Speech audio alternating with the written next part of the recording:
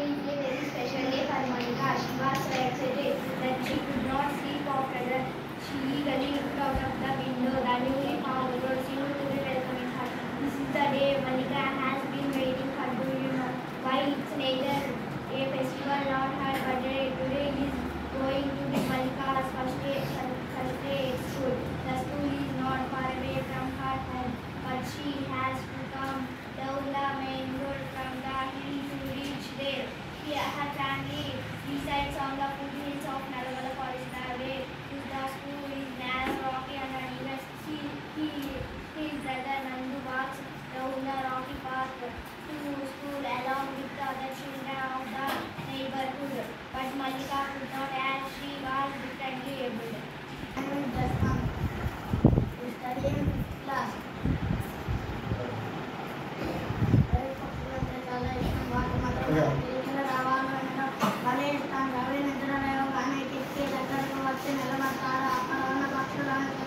వాటి గోడల వెంట తన దినచర్యను మొదలెట్టాలి. ఈ అందమైన చిన్న చిన్న పక్షులు ఎక్కడి నుండి వస్తాయో, ఎక్కడికి వెళ్తాయో అని ఆలోచిస్తుంటారు. ఒకరోజు ఉదయం పెద్ద పక్షుల గుంపు వచ్చింది.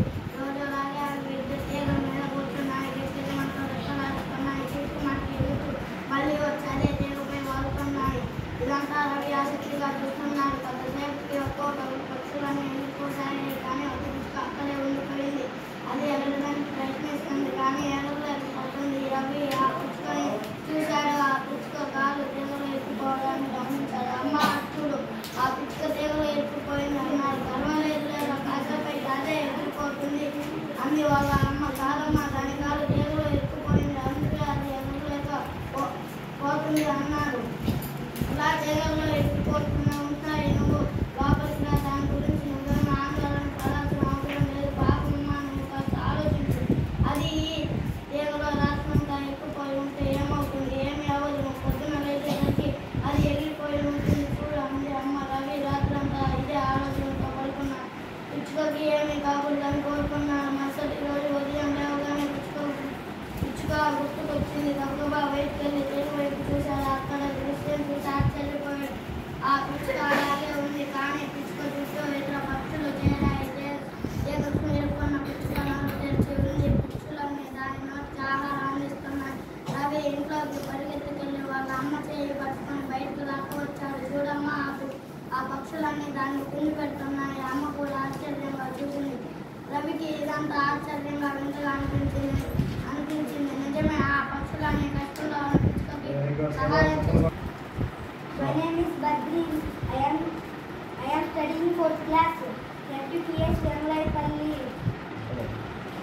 The butterfly lived in a garden. They were friends. One of them was white and other yellow. They played and danced, and together they flew together and sucked nectar from the flowers.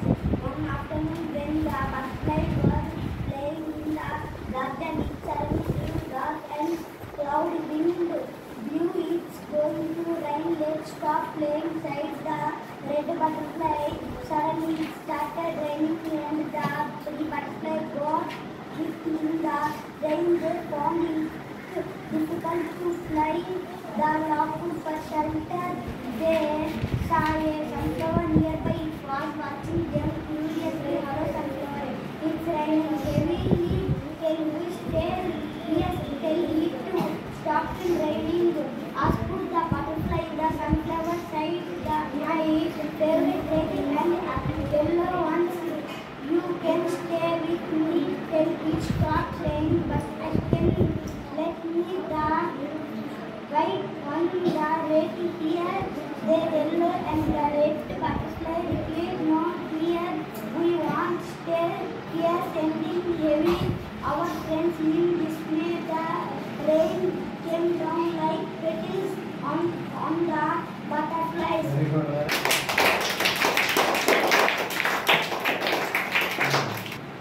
My name is Randa. I am studying class and people to Vengaipalli. We are in the same David,